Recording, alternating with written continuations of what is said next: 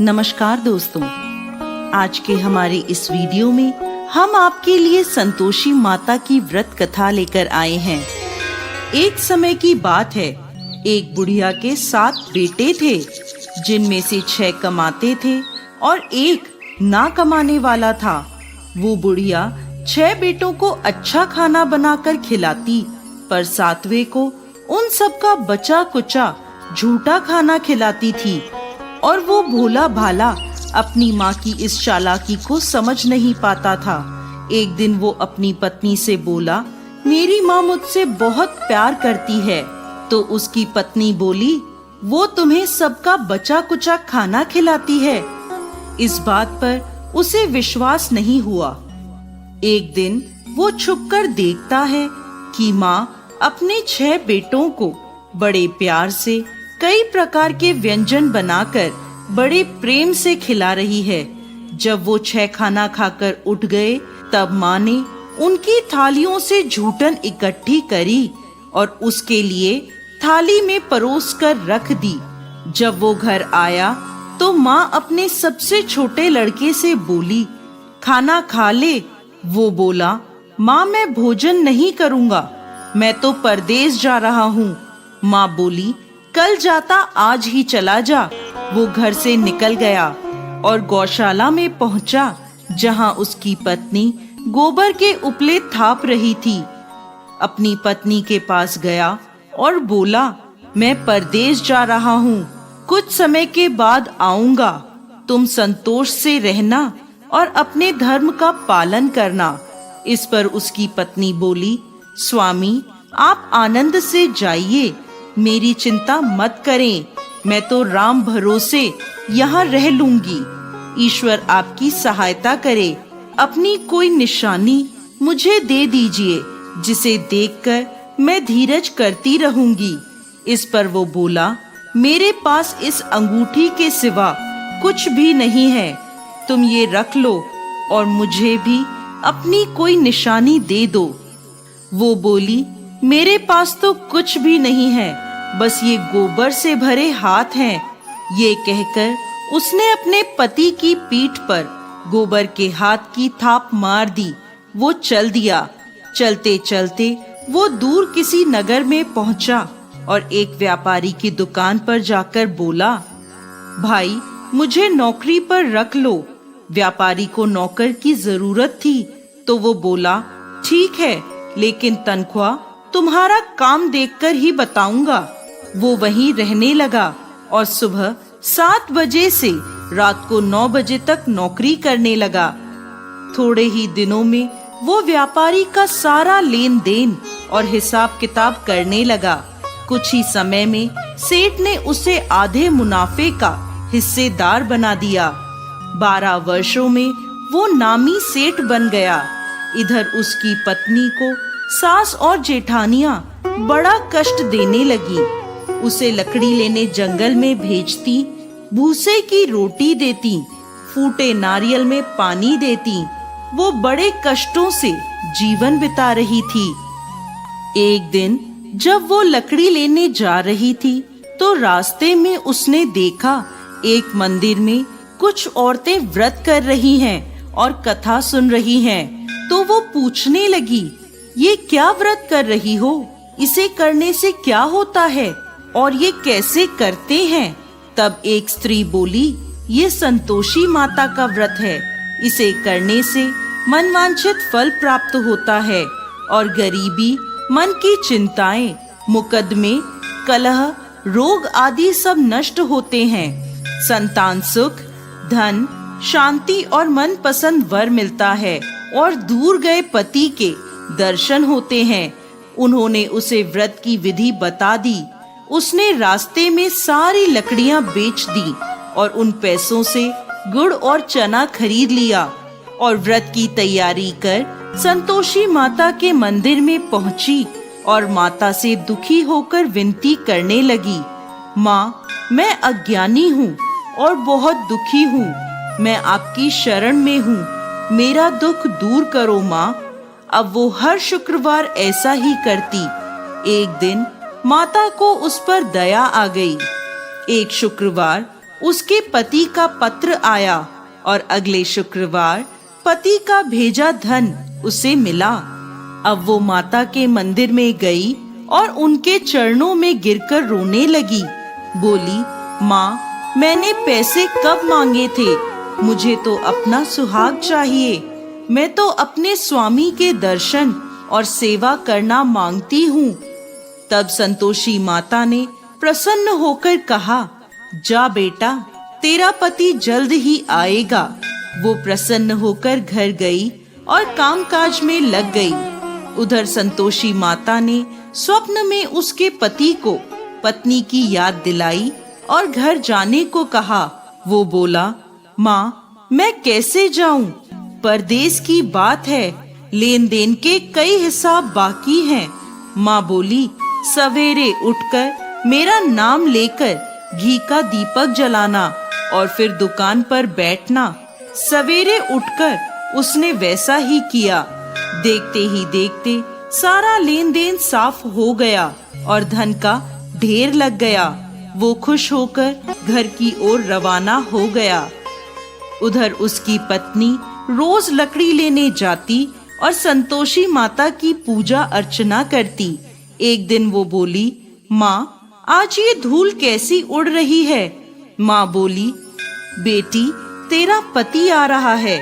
तू लकड़ियों के 3 ढेर बना, एक नदी के किनारे रख आ, एक यहाँ रख दे और तीसरा अपने सर पर रख ले। तेरे पति के दिल में इस लकड़ी के गट्ठर को देखकर मोह पैदा होगा और घर जाकर आवाज लगाना, सासू जी, लकड़ियों का गट्ठर लो, भूसे की रोटी दो और फूटे नारियल में पानी दो। आज मेहमान कौन आया है? उसने वैसा ही किया। घर गई, आंगन में लकड़ियों का गट्ठर रखकर बोली, सासू जी, लकड़ियों का गट्ठर लो, भूसे की रोटी दो और फूटे नारियल में पानी दो। आज मेहमान कौन आया है? ये सुनकर सास दौड़ी दौड़ी बाहर आई और अपने कष्टों को भुलाने के लिए कहने लगी, बेटी, तेरा पति आया है। आ, मीठे भात का भोजन कर और गहने और कपड़े पहन। इतने में उसका पति बाहर आया और उसके हाथ में अपनी दी अंगूठी देखकर माँ से पूछने लगा, माँ, ये कौन है? माँ बोली, बेटा, ये तेरी बहू है। पूरे 12 बरस हो गए ये दिन भर घूमती फिरती है, कोई कामकाज भी नहीं करती। तुझे देखकर नखरे कर रही है। वो बोला, माँ, मैंने तुम्हें और इसे दोनों को देख लिया है। अब मुझे दूसरे घर की चाबियां दे दो, मैं उसमें रहूंगा। माँ बोली, ठीक है, जैसी तेरी मर्जी। और माँ ने चाबियों का गुच्छा पटक दिया। बेटे ने अपना सामान दूसरे घर में रख दिया। देखते ही देखते उनके राजा के समान ठाट बाट हो गए। अगला शुक्रवार आया। वो अपने पति से बोली, मुझे संतोषी माता के व्रत का उद्यापन करना है। वो बोला, खुशी से करो। वो तैयारियों में लग गई। उसने जेठ के लड़कों को जीमने बुलाया।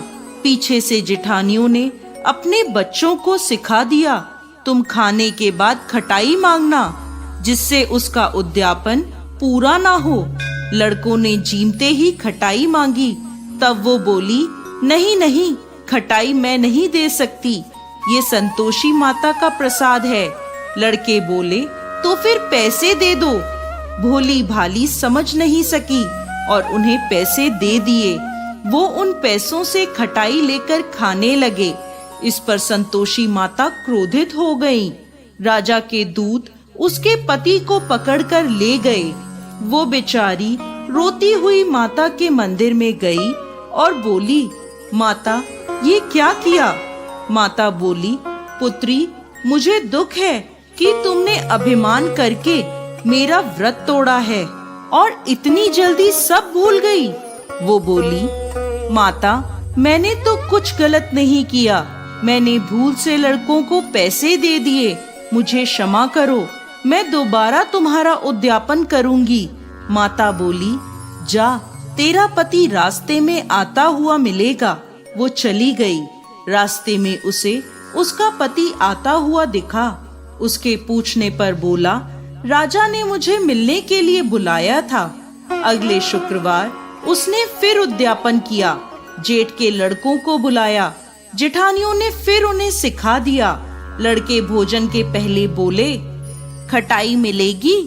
तब वो बोली, खटाई नहीं मिलेगी। अब उसने ब्राह्मण के लड़कों को बुलाकर भोजन कराया और दक्षिणा दी। संतोषी माता उससे प्रसन्न हो गईं और 9 महीने बाद उसके चंद्रमा के समान सुंदर पुत्र हुआ। वो अपने पुत्र को लेकर रोजाना मंदिर जाने लगी। एक दिन संतोषी माता ने सोचा, ये रोज यहाँ आती है, आज मैं इसके घर जाकर इसका ससुराल देखती हूँ। ये सोचकर संतोषी माता ने भयानक रूप धारण करा। गुड़ व चने से सना मुख, सूंड के समान होठ, जिन पर मक्खियां भिनभिना रही थी, ऐसी सूरत में वो उसके घर गईं। दहली में पांव रखते ही उसकी सास बोली, देखो कोई डाकिन आ रही है, उसे भगाओ वरना किसी को खा जाएगी। सभी घर वाले भागकर घर की खिड़कियां और दरवाजे बंद करने लगे। तभी उसने ऊपर की खिड़की से देखा तो वहीं से चिल्लाने लगी, आज मेरी माता मेरे घर आई हैं, आज मेरी माता मेरे घर आई हैं। उसकी सास बोली, पगली, किसे देखकर उतावली हुई है, बच्चे को भी पटक दिया। बहू बोली, माता जी, मैं जिन संतोषी माता का व्रत करती हूँ, ये वो माता हैं। ऐसा कहकर उसने सारी खिड़कियाँ और दरवाजे खोल दिए। सबने संतोषी माता के चरण पकड़ लिए और विनती कर कहने लगे, हे माता, हम मूर्ख हैं, अज्ञानी हैं, पापी हैं। आपके व्रत की विधि हम नहीं जानते। आपका व्रत भंग कर हमने बहुत बड़ा अपराध किया है। हे जगत माता, हमारा अपराध क्षमा करें। माता बहुत खुश हुई। हे संतोषी माता, जिस प्रकार आपने बहू को फल दिया, वैसा ही इस कहानी को कहते, सुनते और हुंकार भरते सबको देना। दोस्तों, संतोषी माता को संतोष, सुख, शांति और वैभव की माता के रूप में पूजा जाता है। माता संतोषी भगवान श्री गणेश की पुत्री हैं। इनका यह व्रत करने से धन, विवाह, संतान आदि भौतिक सुखों में वृद्धि होती है। ये व्रत शुक्ल पक्ष के प्रथम शुक्रवार से शुरू होता है और 16 शुक्रवार तक व्रत कर इसका उद्यापन किया जाता है। गुड़ और चने का भोग माता को लगाया जाता है। ये व्रत करने वालों को खट्टी चीजों को ना ही खाना चाहिए और ना ही हाथ लगाना चाहिए। बोलिए संतोषी माता की